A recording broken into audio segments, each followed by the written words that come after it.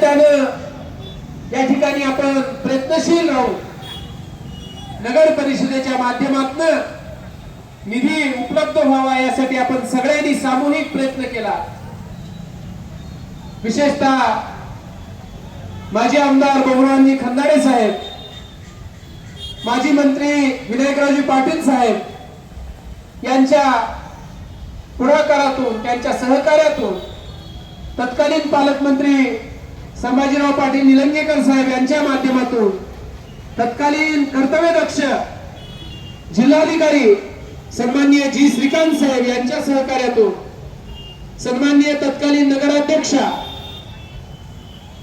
कासनाळेताई, तत्कालीन उपनगराध्यक्षा रेड्डीताई आणि सर्व तत्कालीन नगरसेवक आणि मुख्याधिकारी सन्माननीय कांबळे साहेब या सगळ्यांच्या प्रयत्नातून अहमदपूर शहरामध्ये एक भव्य दिव्य अशी वास्तू या रिकाम्या जागेमध्ये राहावी ही भूमिका त्या ठिकाणी आपण मांडली।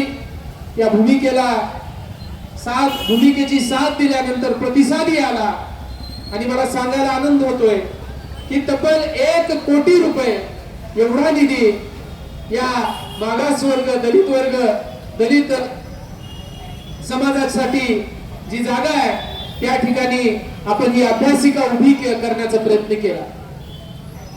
या अभ्यासिकेमध्ये तथागत भगवान गौतम बुद्धाचं रूप आणि डॉक्टर बाबासाहेब आंबेडकरांची प्रतिमा असावी अशी भूमिका मांडली आणि या तक्षशिला बुद्ध विहाराचे प्रमुख असलेले पूज्य भंते महावीर थेरू यांनी या विहारासाठी थायलंड येथून आपण प्रसंगी मूर्ती घेऊया 6 फूट 7 फूट उंचीची अशा पद्धतीचा आशावाद त्यांनी दिला आणि ती भूमिका सर्व समाज बांधवापुढे आम्ही मांडली की आता बुद्ध मूर्ती सुद्धा या ठिकाणी बाबासाहेबांची मूर्ती प्रतिष्ठापना आपण करूया आणि या बुद्ध विहारामध्ये कार्यक्रमाच्या नंतर कुलूप घालण्यापेक्षा या बुद्ध विहारामध्ये आल्यानंतर अतिशय भावनेनं, श्रद्धेनं आपण तथागतापुढे बाबासाहेबांच्या प्रतिमा पुढे आपण मेणबत्ती प्रज्वलित करूया, एक उदबत्ती लावूया आणि पुष्प या ठिकाणी अर्पण करूया, त्रिशरण पंचशील घेऊया।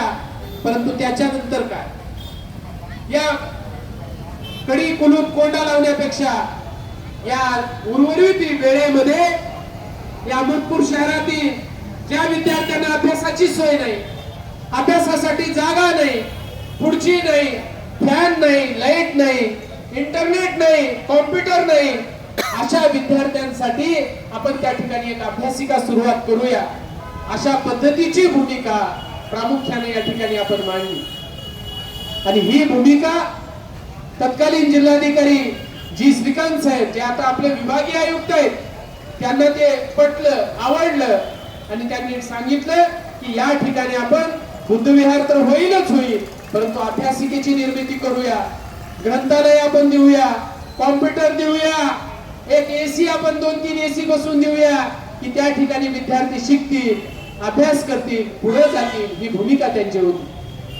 दरम्यानच्या काळामध्ये काही नतद्रष्ट मंडळींनी आडवाआडवी करण्याचं काम केलं। तसं तर या आडवाआडवीचा इतिहास खूप मोठा आहे आणि या बाबासाहेब आंबेडकरांच्या पुतळ्याला सुद्धा त्या लोकांनी आडवाआडवी केली। ज्या ज्या ठिकाणी चांगलं होईल त्या त्या ठिकाणी ही मंडळी पुढेच आहे, पायात पाय घालणारी। परंतु आपण त्यालाही न जुमानता, आपण काही प्रतिक्रिया न देता आपण काय केलं, ठीक आहे आपण टप्प्याटप्प्याने काम करूया। आणि म्हणून तत्कालीन सीओनी सुद्धा सांगितलं की वर्क ऑर्डर आहे, चला 3 महिन्याच्या नंतर आपण काम सुरुवात करू, 3 महिन्याच्या नंतर तुमच्या इलेक्शन्स आहे। परंतु योगायोगाने 3-3.5 वर्ष नगर परिषदेच्या निवडणुकाच झाल्या नाहीत आणि म्हणून हे काम पेंडिंग पडलं। हे काम पेंडिंग पडल्यानंतर शासनानं या नगर परिषदेवर उपजिल्हाधिकारी यांच्याकडे नगर परिषदेचा अध्यक्ष म्हणजे प्रशासक पदाची जबाबदारी सोपवली आणि मुख्याधिकारी आणि प्रशासक यांच्या वतीने या कामकाजाला सुरुवात झाली। परंतु ओबीसी प्रवर्गात असणाऱ्या उपजिल्हाधिकारी मंजुषा लटपटे मॅडम यांनी जाता जाता खूप मोठा खेळ आपल्या समाजासाठी केला. अतिशय मनाला वेदनादायक गोष्टी त्यांनी केल्या. त्यांना अधिकार नसताना इथं जागाच उपलब्ध नाही, नागरिकांचा विरोध आहे असं म्हणून जे टेंडर मंजूर झालेलं होतं 1 कोटी रुपयाचं बांधकामाचं, ते टेंडर वर्क ऑर्डर रद्द करून हा निधी इतर कामासाठी खर्च करण्याचा ठराव, अतिशय बेकायदेशीर ठराव, अतिशय बेजबाबदारपणाचा ठराव, अधिकाराचा दुरुपयोग करणारा ठराव त्यांनी घेतला. आणि म्हणून त्या घटनेचा, त्या ठरावाचा, त्या अधिकाऱ्यांचा निषेध व्यक्त करण्यासाठी आम्ही या ठिकाणी आज सकाळपासून बसलेले आहे. निषेध व्यक्त करण्यासाठी आम्ही जाहीरपणानं त्या घटनेचा, त्या ठरावाचा, अधिकाराचा दुरुपयोग करून घेतलेल्या ठरावाचा आम्ही सर्व समाज बांधव निषेध व्यक्त करत आहोत. आमची दुसरी मागणी आहे की तो घेतलेला ठराव रद्द करावा म्हणून आपण कलम 308 मध्ये माननीय जिल्हाधिकारी महोदयाकडे प्रस्ताव सादर केलेला. विद्यमान कौन्सिलला सुद्धा आमची विनंती आम्ही केलेली आहे की हा आमच्या हक्काचा निधी आम्हाला तुम्ही परत दिलाच पाहिजे, ही आमची समाजाची भूमिका आहे. कारण बांधवांनो, आम्ही तुमच्या खिशातलं मागत नाही. या भारतीय संविधानाने जो आम्हाला अधिकार दिलेला आहे, या अधिकाराच्या अनुषंगाने दलितांसाठी राखीव असणारा जो आमचा निधी आहे, दलित वस्ती सुधार योजनेच्या अनुषंगाने तो 1 कोटी रुपये निधी जो तत्कालीन आमचे नेते आदरणीय बाबुरावजी खंदाडे साहेब, आदरणीय विनायकरावजी पाटील साहेब, आदरणीय संभाजी भैया पाटील साहेब, तत्कालीन जिल्हाधिकारी जी श्रीकांत साहेब, तत्कालीन नगराध्यक्ष कासनाळे मॅडम, उपनगराध्यक्ष अमित रेड्डी साहेब आणि सर्व आमचे सहभागी नगरसेवक यांच्या सहकार्यामुळे हा आम्हाला निधी मिळालेला होता. परंतु तो निधी सुद्धा तुम्ही पळवून नेण्याचं पाप या ठिकाणी केलेलं आहे. आणि म्हणून आमच्या उपजिल्हाधिकारी जे आहेत, या जातीवादी जिल्हाधिकारी आहेत, आदरणीय बाबुरावजी खंदाडे साहेब या ठिकाणी आलेले आहेत. खुर्ची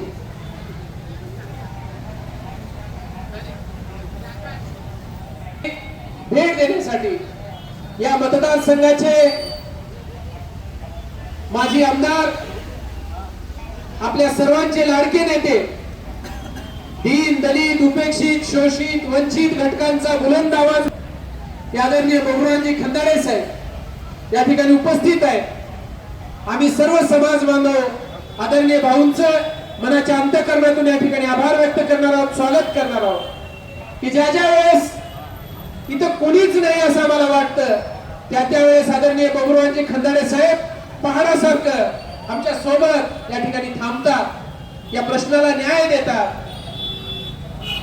आमचे दुःख झालेले अश्रू या ठिकाणी पुसतात. आणि म्हणूनच आम्ही कायम आदरणीय बाबुरावजी खंदाडे साहेब यांच्या आम्ही ऋणात या ठिकाणी आहोत.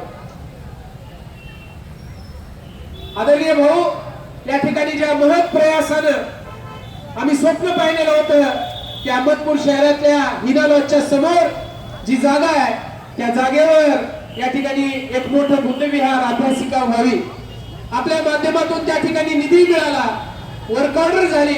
परंतु झारीतील शुक्राचार्य म्हणणारी काही जी मंडळी आहे, यांनी आपल्या अधिकाराचा दुरुपयोग करत तो निधीच या ठिकाणी रद्द करण्याचं काम या प्रशासकांनी केलेलं आहे. आणि म्हणून माननीय जिल्हाधिकारी महोदयाकडे या संदर्भात आम्ही कलम 308 मध्ये प्रस्ताव मांडलेला आहे. भविष्यामध्ये आम्ही शासनाकडे जाऊया, कमिशनर साहेबांकडे जाऊया, कोर्टात जाऊया, परंतु आमच्या हक्काचा जो निधी आहे तो निधी आम्हाला परत मिळाला पाहिजे, हीच आमच्या समाजाच्या भावना या ठिकाणी आहेत. आणि म्हणून सकाळी 9 वाजल्यापासून आम्ही 1 दिवसीय हे धरणे आंदोलन या ठिकाणी आम्ही केलेलं आहे. भविष्यामध्ये याच्याही पुढे जाऊ, भविष्यात रास्ता रोको असेल, जिल्हाधिकारी महोदयांना घेराव असेल, जिल्हाधिकारी कार्यालयाकडे आंदोलन असेल, भविष्यामध्ये निधीसाठी आम्ही कोर्टामध्ये सुद्धा जायला तयार आहोत, अशी भूमिका या ठिकाणी आमची राहणार आहे. आणि म्हणून आज सकाळपासून आम्ही या ठिकाणी हे लक्षवेधी सम्राट मित्रमंडळ, त्याचबरोबर बौद्धनगर मित्र परिवाराच्या वतीने आमचं आंदोलन होतं. या आंदोलनाला सर्व सामाजिक क्षेत्रातील राजकीय क्षेत्रातील कार्यकर्त्यांनी येऊन पाठिंबा दिलेला आहे, नगरसेवकांनी माजी नगरसेवकांनी येऊन पाठिंबा दिलेला आहे। या कार्यक्रमासाठी आपण सुद्धा या ठिकाणी उपस्थित झालेला आहात। पूज्य भंते महावीरजी थेरो यांनी सुद्धा या ठिकाणी उपस्थिती नोंदवलेली आहे। मी सगळ्यांच्या वतीनं सर्व समाज बांधवांच्या वतीनं या ठिकाणी पूज्य भंते महावीर थेरोजी आणि आपल्या या मतदारसंघाचे दीन दलित गोर गरीब नाही रे वर्गाचा आवाज म्हणून आपण ज्यांच्याकडे पाहतो ते आमचे राजकीय गुरु मार्गदर्शक माजी आमदार बबरावजी खंदाडे साहेब हे सुद्धा या ठिकाणी उपस्थित झालेले आहेत। आम्ही त्यांचं सुद्धा या ठिकाणी आभार व्यक्त करतो, स्वागत करतो। आणि आजचं हे आमचं लांबलेलं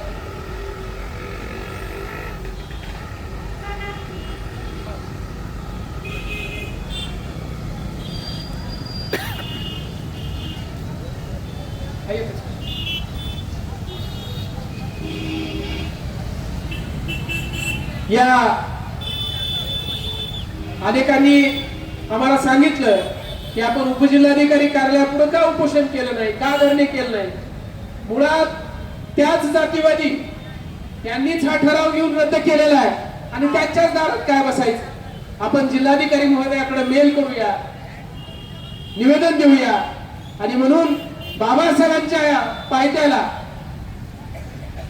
जे मुक्तिदाते आहेत, भारतरत्न बोधिसत्व परमपूज्य डॉक्टर बाबासाहेब आंबेडकर यांच्या पुतळ्याजवळ स्मारकाजवळ या ठिकाणी आम्ही हे आंदोलन केलेलं आहे।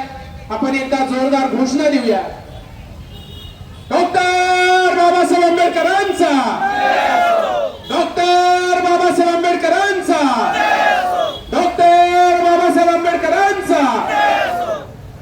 मित्र, जोपर्यंत आपल्या हक्काचा निधी, पळवून नेलेला निधी आपण परत मिळवणार नाही तोपर्यंत या ठिकाणी आम्ही डॉक्टर बाबासाहेब आंबेडकरांची शपथ घेऊन सांगणार आहोत आपण सगळेजण, आपल्याला स्वस्थ बसायचं नाही। कारण हा आपला हक्काचा निधी होता, तो हक्काचा निधी पळवून नेण्याचं पाप या काही मंडळींनी केलेलं आहे। आणि म्हणून जास्तीचं न बोलता या ठिकाणी मी माझं मनोगत या ठिकाणी थांबवणार आहे। यानंतर मी विनंती करतोय आदरणीय बबरावजी खंदाडे साहेब यांना की आपण या ठिकाणी आम्हाला मार्गदर्शन करावं। आदरणीय खंदाडे साहेब।